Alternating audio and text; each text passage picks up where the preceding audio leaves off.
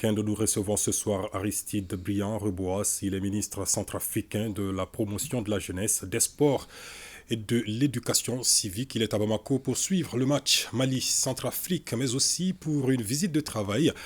Monsieur le ministre, bonsoir. Encore une fois, merci de répondre à notre invitation. Alors, vous avez profité de la journée aujourd'hui pour visiter des infrastructures sportives à Bamako. Qu'avez-vous retenu et qu'est-ce qui vous a marqué concrètement? Merci. J'ai eu la chance de visiter des infrastructures exceptionnelles. J'ai visité au moins 80 pays déjà. En Afrique, j'ai vu deux pays qui se démarquent très bien, l'Angola et le Rwanda. Et aujourd'hui, ce que j'ai vu, je n'ai jamais vu ça dans le monde. Ce que j'ai vu, surtout le centre de formation, le centre technique, qui est un complexe, je pense que c'est vraiment un réservoir qui devrait permettre de créer les conditions de démarrage et de soutien sans faille au sport. En général, j'ai vu qu'il y a des possibilités pour le basket, le foot, les internats, etc. Je pense que c'est un pas en avant qui mérite d'être copié par la République centrafricaine et je suis chasseur des situations de cette nature. Je suis très heureux. Alors vous êtes à Bamako, je le disais, pour accompagner et supporter votre équipe nationale qui joue demain contre le Mali, mon pays. Mais pas seulement, vous avez également un message de votre peuple, de vos autorités à l'endroit du peuple malien. Quel regard votre pays, la Centrafrique, porte sur la crise malienne déjà? Je pense que à l'heure actuelle, c'est la joie, c'est la satisfaction. Nous avons passé des moments aussi difficiles par la solidarité à la souffrance du peuple malien qui a traversé le même désert que nous, la République centrafricaine. Mais nous avons, par une diplomatie assumée, procédé à la reconquête de notre territoire pour la dignité de notre peuple. Aujourd'hui, ce que le Mali a fait, le Mali, effectivement, avec un président que je tiens à rendre hommage et à saluer avec beaucoup de respect, il a compris, il est venu avec son expertise d'abord, en tant qu'homme du terrain, et il a su maintenant en tant que président donner à l'armée ce qu'il n'a pas reçu, c'est-à-dire le soutien politique nécessaire qui devrait permettre la reconquête du Kidal, qui devrait assurer la sécurité du territoire, de la population et garantir la stabilité politique pour le développement. Et cette victoire dans ce champ dans ce champ de combat ne donne pas une victoire seulement au peuple malien, c'est une victoire de l'Afrique toute entière. Parce que le Kidal est un terreau des terroristes. C'est un réservoir qu'on a créé pour exister et déstabiliser tous les États de la sous-région. Et moi, je suis très heureux qu'avec le départ de Kadhafi, Kidal s'est senti renforcé. Il y avait un conglomérat dangereux qui gérait cette situation avec une doxa médiatique qui cherche à dévier l'attention de la population sur autre chose. Et cette victoire aussi marque aussi la défaite d'un système politique, c'est-à-dire que les forces nationales d'interposition, les résolutions de conseil de sécurité, qui sont souvent des moyens utilisés pour la résolution des crises, mais inadaptés à la réalité locale. Le président s'est levé avec son expérience du terrain, l'homme politique avisé, il a su mettre le curseur là où il faut pour apporter cette victoire au peuple africain. Donc si je vous comprends, à vous écouter, à vous entendre, le Mali est sur la bonne voie face à tout ce qui est gestion politique à l'interne. Le Mali est plus que sur la bonne voie. La seule chose, c'est de savoir que nous avons gagné la guerre, mais la bataille continue à l'inverse.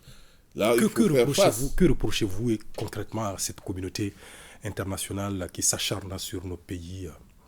Mais vous savez que dans la communauté internationale, ce qui est malheureux, c'est que c'est des gens qui, naturellement, ne pourront jamais s'excuser ou reconnaître leur tort, parce que cela ouvrira la voie des réparations. Dans la diplomatie multilatérale, on tue, on fait bien ou pas, on dit qu'on a toujours raison. Mais malheureusement, le peuple juge les faits, juge le résultat.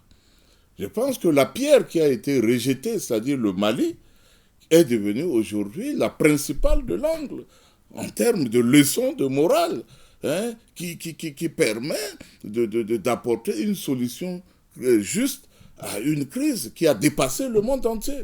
Vous vous rendez compte qu'on dépensait 365 millions d'euros par mois, par année, c'est-à-dire au moins 42 000 euros par heure pour régler cette crise, avec la force internationale, la doxa médiatique, et on attend que chaque jour les villes tombaient une après une.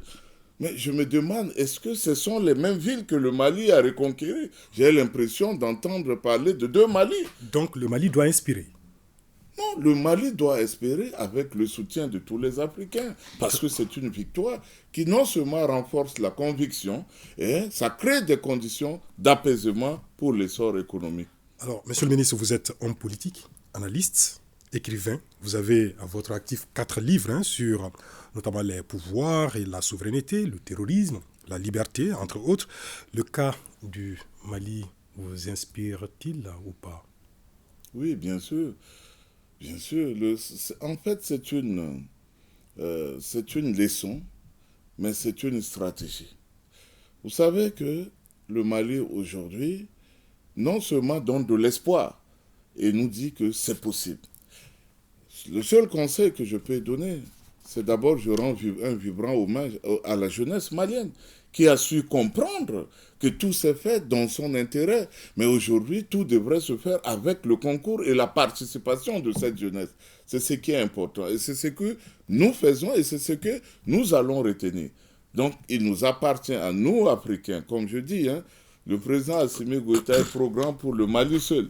L'espoir, là, ça fait vivre tout un peuple. Aujourd'hui, l'espoir se renaît. J'ai eu à partager la joie avec des centaines de plateformes que j'anime, avec des amis, d'autres ministres. Il y en a qui se réservent de ne pas dire pour X, Y raison. Mais moi, je suis à la fois politique et analyste. C'est mon travail de faire ce genre de commentaires et de dire, enfin, nous avons raison. Nous pouvons aujourd'hui déclarer officiellement que le Mali se situe au point de repère de l'éveil de la conscience, de la jeunesse et même d'un système de gouvernement. Parce qu'aujourd'hui, vous ne pouvez rien faire sans la sécurité. La sécurité crée un environnement propice à tout développement, la paix, la sécurité et la cohésion sociale. Monsieur le ministre, j'aurais aimé continuer cet entretien avec vous. Le temps joue contre nous. Revenons au match de demain. Les Aigles qui jouent face aux Fauves de votre pays. Quel est votre pronostic? Non, mais nous sommes venus pour gagner. Vous voyez, vous parlez des aigles, mais faites attention aux pauvres. Nous sommes des lions. Donc, espérons que le meilleur gagne. Et que ce que je suis venu chercher, c'est d'abord, la victoire. Mais j'ai eu une première victoire par le visite des infrastructures et la possibilité de collaborer avec des architectes maliens pour nous aider à nous mettre à niveau sur le point de vue ces infrastructures. En tout cas, c'est les deux frères qui s'affronteront et que le meilleur gagne. Tout cela dans le fair play. Merci encore une fois d'être passé par là, monsieur le ministre. Merci bon beaucoup, séjour. monsieur le journaliste. Merci au peuple malien. La suite de